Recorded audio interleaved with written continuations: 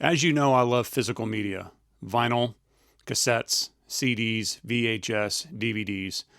And if I'm not finding them at the thrift store, an estate sale, or a garage sale, there's one store in San Antonio that I've been going to since the 90s that always seems to have just what I want. Stick around.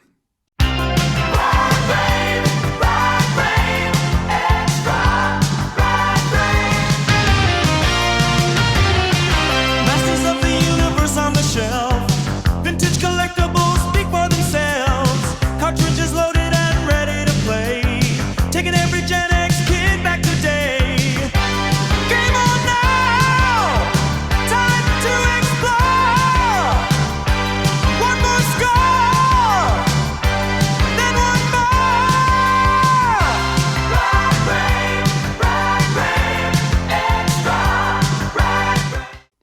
What's up, everybody? I'm Rad, and welcome to the Rad Cave. And today, I want to go into got to be my favorite store in San Antonio that I've been going to since the 90s. Now, I moved to San Antonio in, I believe, 1996. And there's been a store that's been around since 1993 in San Antonio, multiple locations throughout town, called CD Exchange or DVD Exchange, depending on, the location.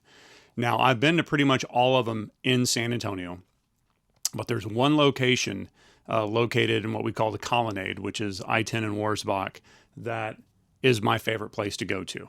Now, why is that? Those of us that are old enough, we remember going and renting a movie or going into a Blockbuster or a movie store back in the late 80s, especially really in the 90s. And you know how, especially with Blockbuster, they had people that worked there that really enjoyed their job. They would make recommendations. Remember, they would have the corner kiosk of, Mike's Pick or whatever. And they would have the employees that would have their favorite movie or their pick. And then if you had a question, you'd be able to bring that movie up to the front counter and talk to the employee and ask them a little bit about this movie. And they would be able to tell you, or they would say, yeah, I don't necessarily like that one. But let me recommend this one to you. The Colonnade location does that. The people there are from probably middle to older millennials, Gen X to boomers that work there. And it's been the same crew that's worked there for a long time. And I tell you what, my wife and I plan probably every other month we go there, and we just flip through the bins. Now, it's crazy because back in the day, it was just really like CDs and DVDs. And then over the last decade or so, they really started adding in more vinyl, then cassettes, and always with DVDs. Now they've started to add some VHS and lots of Blu-rays and even video games. And so they've evolved over time to be more of, instead of just a record store, it is a physical media store. You can get all of that type of stuff in there. And we just love going in there, and we probably spend a couple hours there. What's even cool about them is, instead of them going digital with like a digital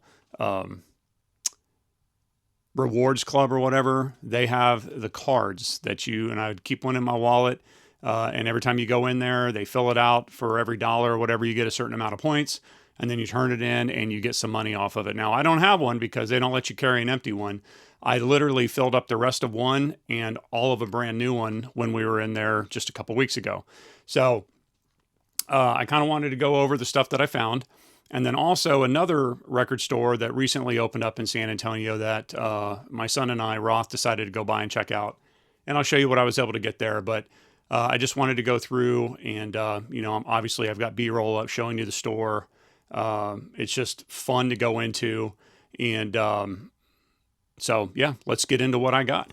Now, in my opinion, you can never have enough Herb Alpert. And just when you think you have found the majority of Herb Alpert albums, I stand corrected. And there's many more that I do not have. If y'all follow me on the Rad Graham channel, you should know that I'm a huge fan of Herb Alpert. Got to see him last August, for a concert that he did at the Tobin Center, and it was absolutely amazing. So this first album is one that kind of came from the 80s, and I'm just going to be showing you guys up on the screen. And this one reminds me more of if you remember Silk Stockings on USA Channel or the Red Shoe Diaries, kind of that sultry, swanky kind of vibe. This one is way different than his older stuff from the 60s and 70s, so it's got a really cool vibe to it. Then, of course, one that I thought I had is the Lonely Bull with the Tijuana Brass Band, and he did a lot of the songs from this album at the concert as well. And then once again, another one. I actually think I have this now that I'm really paying attention to it, but this one is a super clean version of it, is the Music Box. And again, I think I have this one, but this one is in really mint condition. And then those of you that know, I've mentioned before in other videos on the Rad Graham channel that my wife loves soundtracks, and so do I actually. It's a great way to basically have a mixtape or a playlist on an album. So if we don't get a compilation album, which we have plenty of those, then we look for soundtracks of movies that we like. So this first one that she found was American Graffiti, which has got a lot of really good songs on there from the older generation, but still some good stuff. Then we have American Gigolo from the movie with Richard Gere. And a little fun fact, which we did not know. I mean, how many of us are used to hearing Call Me by Blondie? And knowing the movie and knowing that he was a gigolo, a male call person, I don't know what they would be called, I guess a gigolo.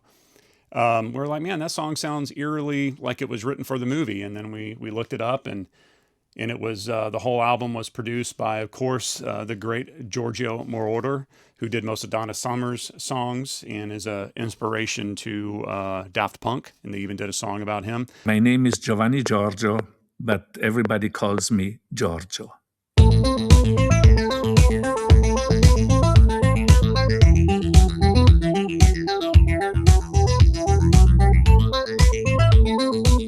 Just an amazing guy. I think he's responsible for over 300 different songs. He's worked with pretty much everybody across the board. So this one's a really cool album. And then this next one is from the movie Teachers, which I actually haven't seen yet. The gentleman that I said was a boomer that worked there, he was so stoked to see this video, or I'm sorry, this vinyl, and was really excited. Oh, I remember that movie. That was great. And this actually has a lot of really, really good songs on it. And then another movie called FM, and it was not supposedly what they say online, not that well receptive of a movie, but I mean, you've got Boston, Jimmy Buffett, Doobie Brothers, Eagles, Foreigner, Billy Joel, I mean, and the list goes on. Steve Miller, Fly Like an Eagle, which is one of my favorites. And this overall was a great album as well. Then the ones that's super cool, right? So they have them labeled, you know, A through Z. And so I'm at the A section. Sorry, my records keep sliding off my lap. And my wife is at the Z section. And roughly around the same time, I ended up pulling out, hey, honey, look, Duran Duran, 7 and the Ragged Tiger.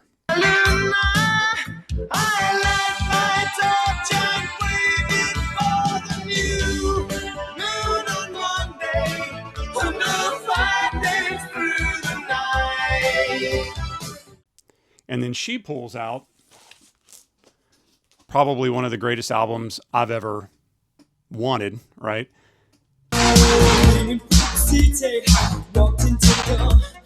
turned around when I heard the sound of footsteps on the floor. Yeah, just like addiction. Now I'm hooked on you. I'm gonna need some time to get it right. Your love's gonna see me through. Can't stop now, don't you know? I'm never gonna let you go. Don't go. Yaz upstairs at Eric's, one of, I guess, the best album that they put out. Absolutely love Yaz. And so literally at the same time, we pulled these out and absolutely had to get them. Then we were able to get one CD that she found, once again, a compilation CD, which is the British Invasion. So it's got Culture Club, Billy Idol, Duran Duran, The Fix, Eurythmics, and a lot of others. So this was a great pickup, and haven't listened to it yet just because we've still been getting through all the vinyl, but this is going to get popped into the CD player in the car and enjoyed around San Antonio. And then when we get to the movies, I came across a VHS of Van Damme, which I absolutely love, and came across a movie that I had never even heard of before called Knockoff with Rob Schneider, of all people, right?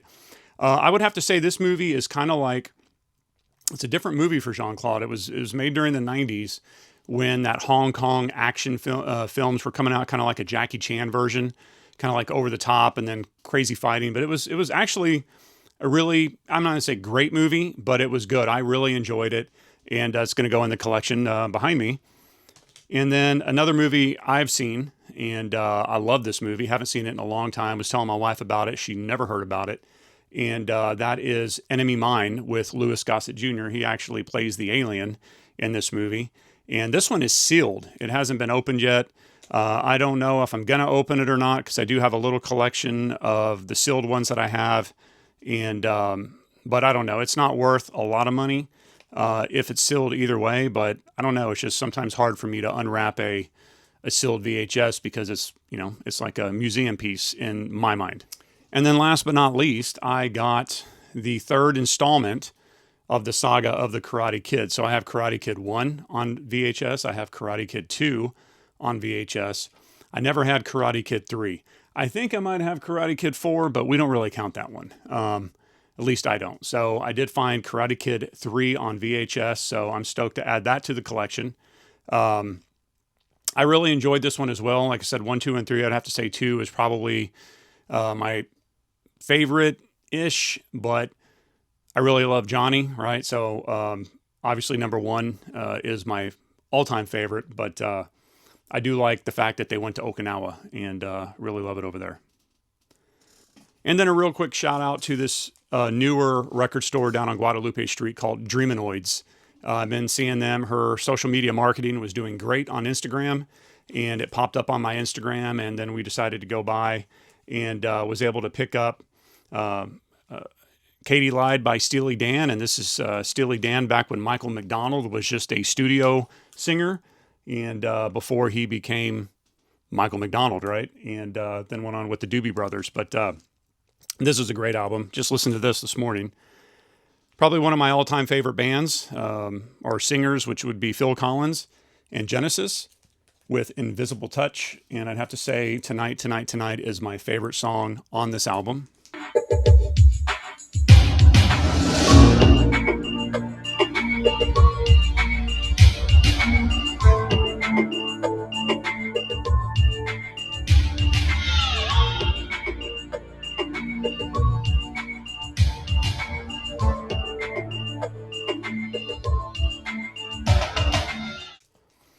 And then I got this for my wife because she's been to their concerts back in the day, and that is Judas Priest Unleashed in the East. It's a live record.